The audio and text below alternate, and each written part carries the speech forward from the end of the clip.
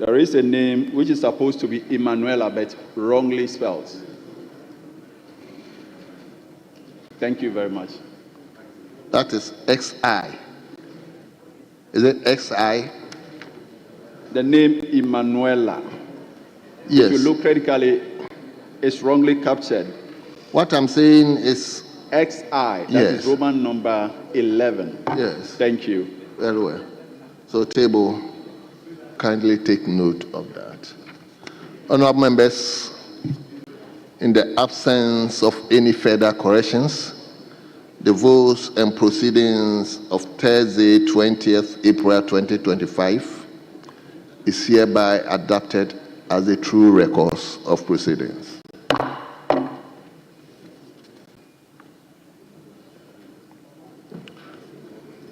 Honorable members, we have 12 February 2025 official report. 12 February 2025 official report.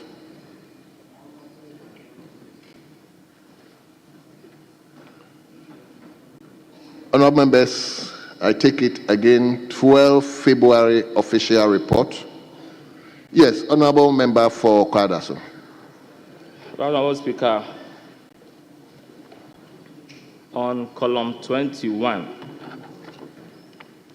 the fifth paragraph under Osahin Afenyo marking, the last word is important, but read the sentence, it is on a matter of national importance. But because of the confusion about verbatim report, I don't know whether he said national importance or national importance.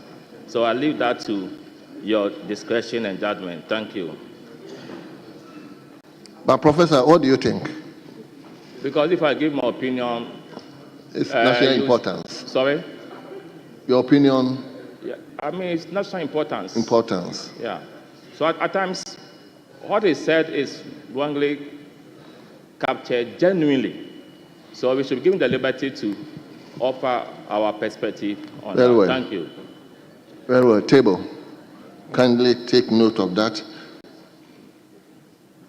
But, honorable members,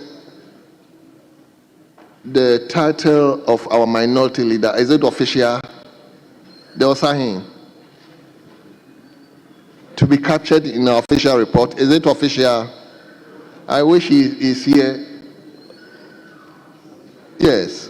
I remember Honorable Speaker sat in the chair and said that is what he has said. So since that day, it is official. I was here when he said that. Very well. Very well. Yes, Honorable Member for Fajatu.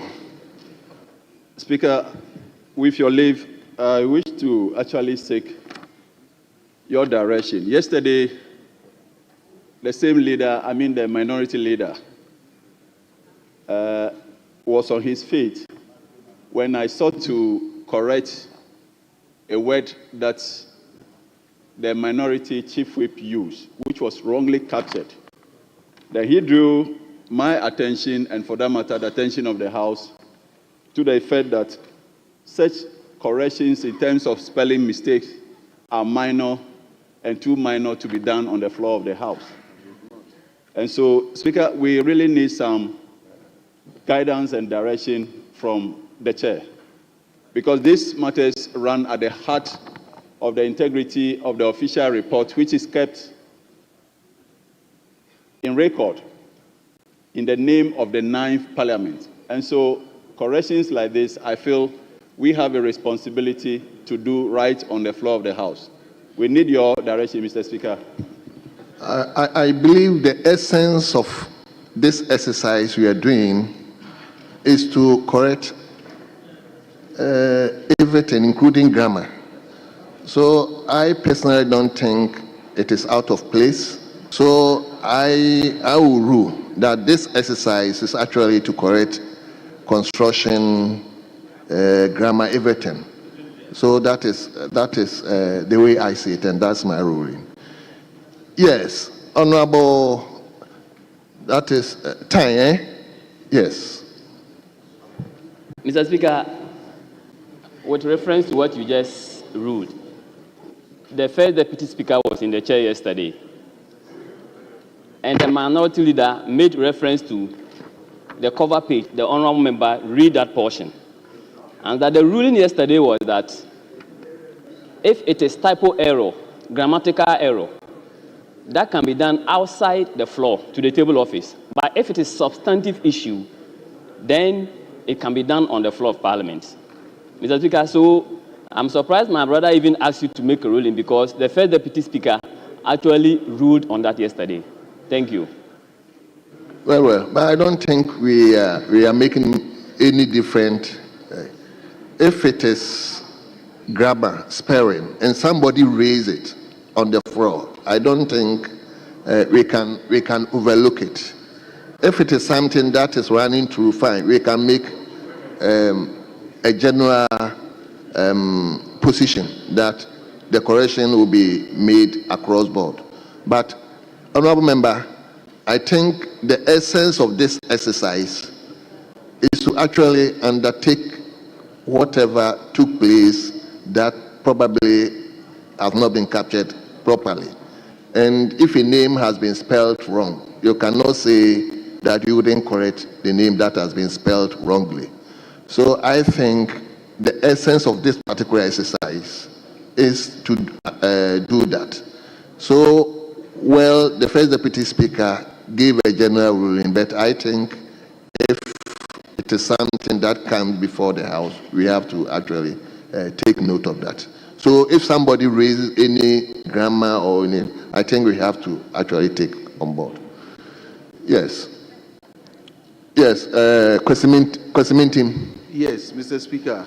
Respectfully, with what was referred to just now, I think the minority leader was referring to the statement made in paragraph 2 of it. My Lord, Mr. Speaker, it says that correction of errors of substance may be made only on the floor of the House with the permission of the Speaker. However, correction of typographical or grammatic errors which members suggest for the daily reports and the copy containing the correction submitted at the editor's office, Parliament House, not later than 4 clear days after the publication of the daily report. So it is that if someone finds this correction to be made, that person could write it and submit it for this, after the publication has been made. So, insofar as it is here, and that is what was referred to by the minority leader, respectfully. Well, I don't know. Majority leader, do you have anything to talk about? Well, for now, my position is clear. The essence of this exercise is to raise any issue that have not been captured rightly. So if it is even grammar or spelling and somebody raises it here, we cannot overlook it. So I think that is how I will rule it. Yes, Prof. Honorable Speaker, I agree with you for this ruling. When a word or a sentence can change the meaning of what has been captured, then we have the liberty to bring our opinion to that. The issue I raised right now, I know that the leader wanted to say a matter of national importance. If you make it national important, it's not only grammatical, but the essence of what he meant to say has been changed. That is simple. All right. On that note, the votes and the official report of 12 February 20.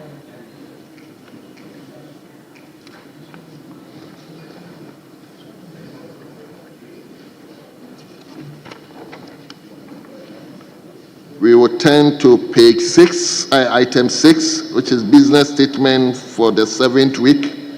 But leader, please indulge me to acknowledge our children who have come all the way from Yendi.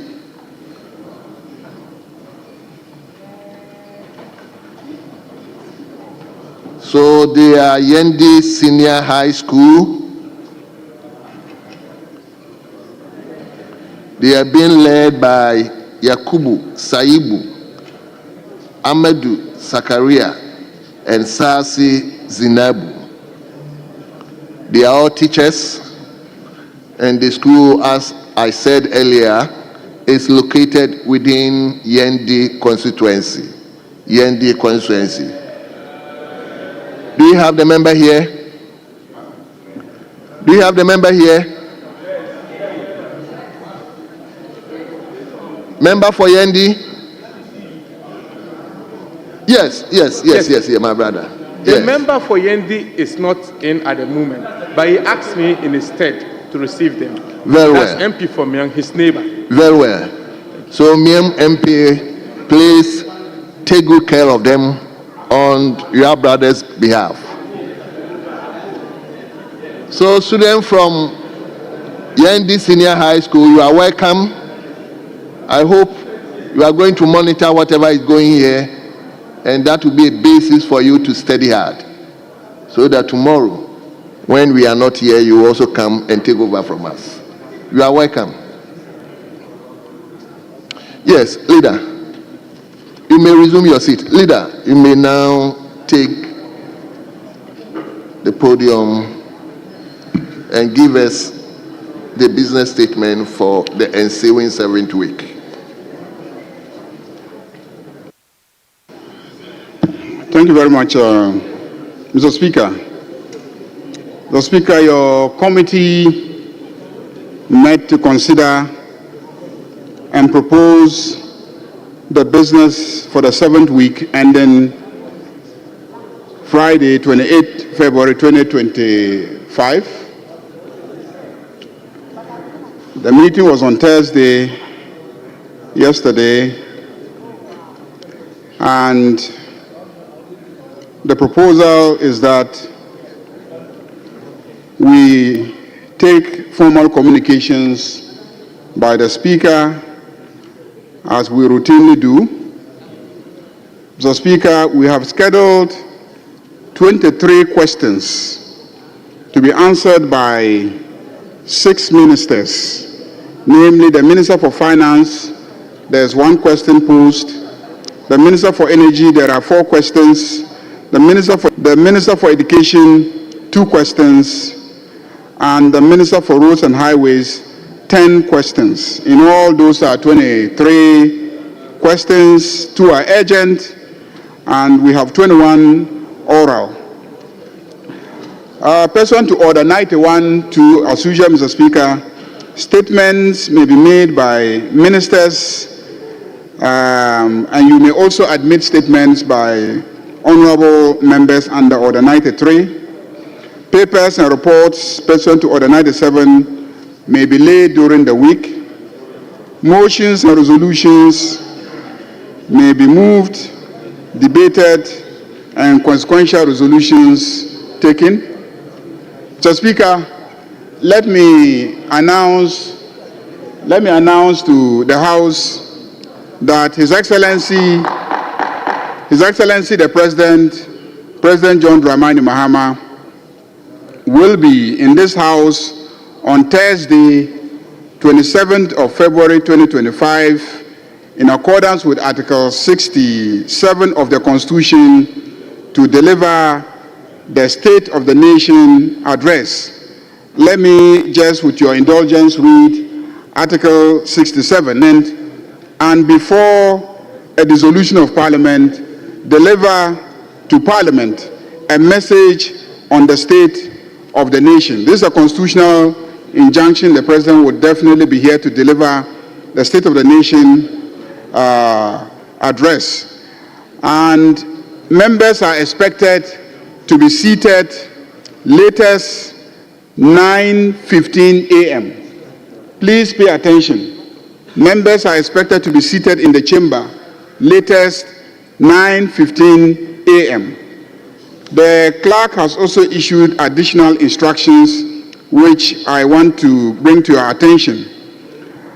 All honorable members are to be seated in the chamber 9:15 a.m. This is because once His Excellency the President enters the chamber, national security will not allow any member access into the chamber. So note that once the national security takes over, no member will be allowed access into the chamber. So after 9:15, it will be difficult to have access to the chamber. Honorable members are not to enter the chamber with a stranger. So do not bring a stranger into the chamber. Only the deputy speakers and the two leaders will have access to the speaker's lobby. Usually the president will come in, go to the speaker's lobby, and then from there will be ushered into the chamber. Because of security arrangements, during that period, no member beyond to the lobby and the clerk at table's lobby. So from the majority side, the door will be locked.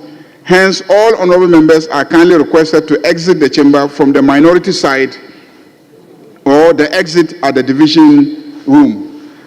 Mr. Speaker, honorable members are kindly requested to park at the forecourt of the State House, as the MP's car park area will be used by the military to form their parade. You all know that there's normally a parade, and the military will be using where we normally park to form their parade, and so we are advised or requested to park at the forecourt of State House. Mr. Speaker, these are the more detailed instructions relating to the State of the Nation address and arrangements that are being made for security and for access to the chamber and certain arrangements. In conclusion, Mr. Speaker, in accordance with Order 2162 and subject to Order 67, the committee submits to the House the order of business for next week for the House's adoption. Thank you. Thank you very much, the Leader of the House. Honorable members, the statement for the 7th ensuing week has been read to us. It is now before the House for consideration. So let me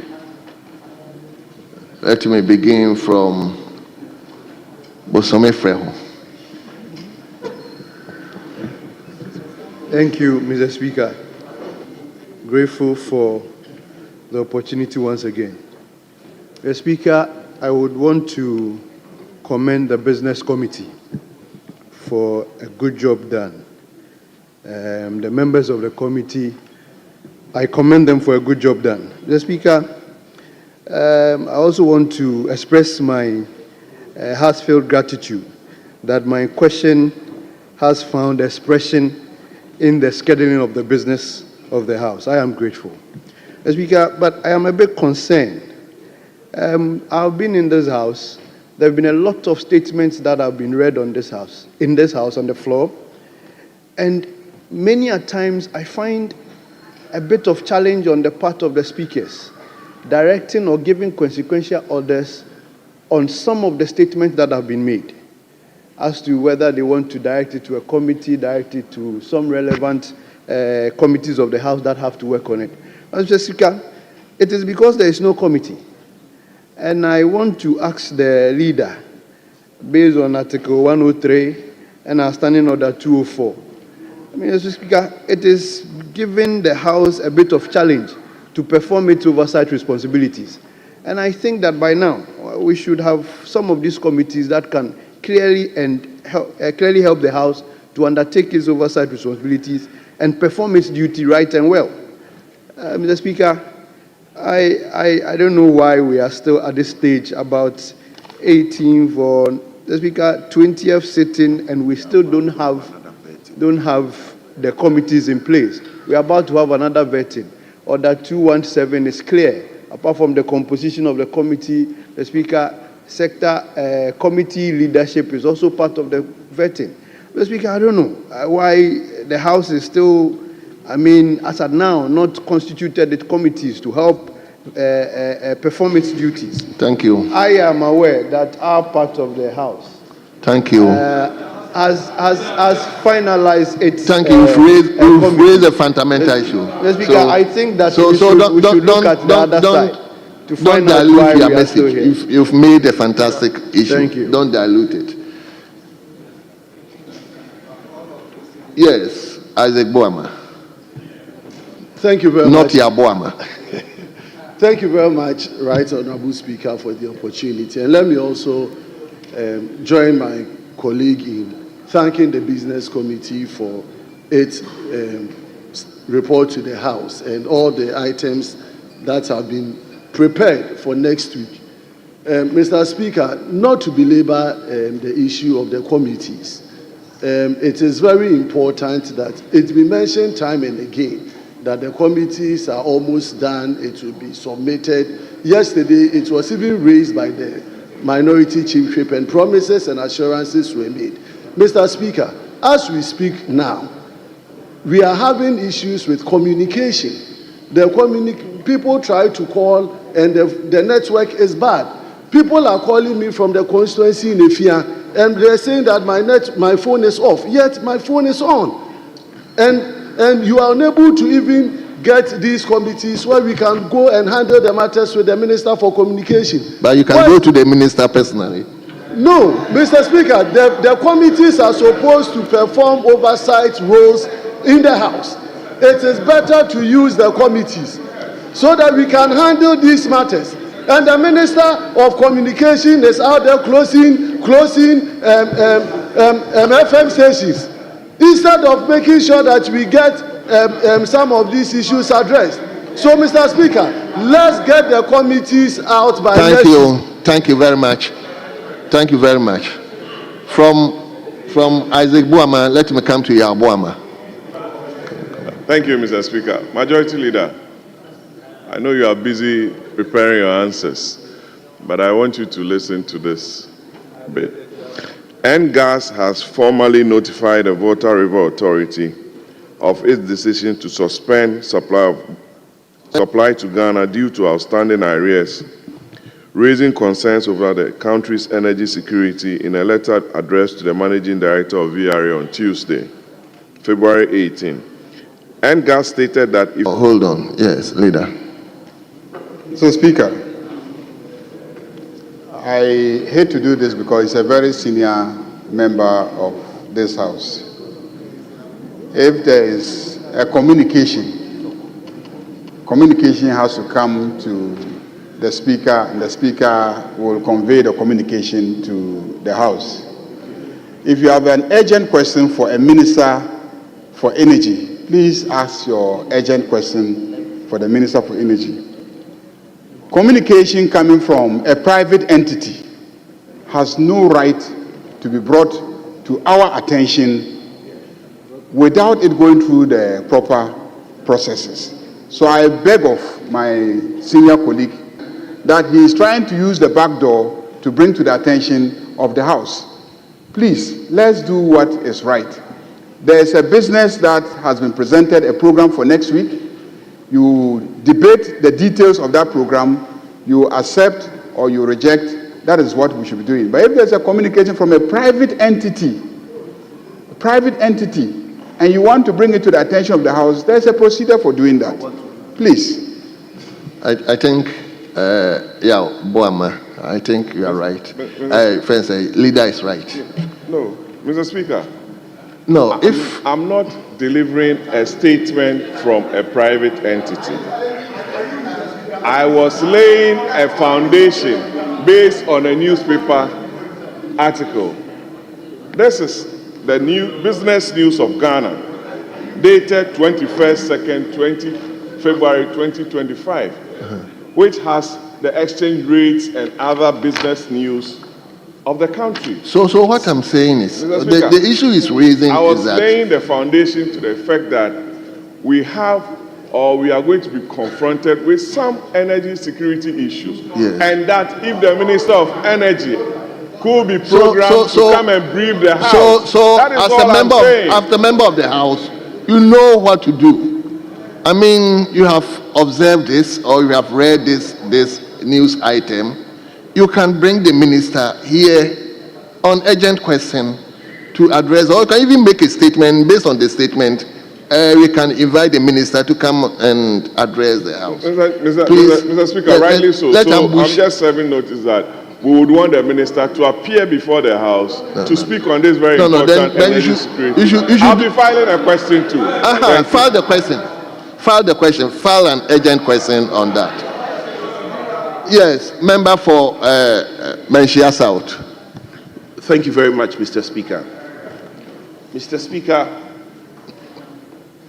the continuous refusal or default. Mr. Speaker,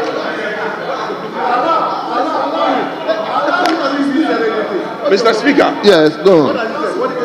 Mr. Speaker, there is a fundamental, Mr. Speaker, there's a fundamental infraction of the Constitution of this country and the standing orders of this House by the delay in constituting the standing committees of this House.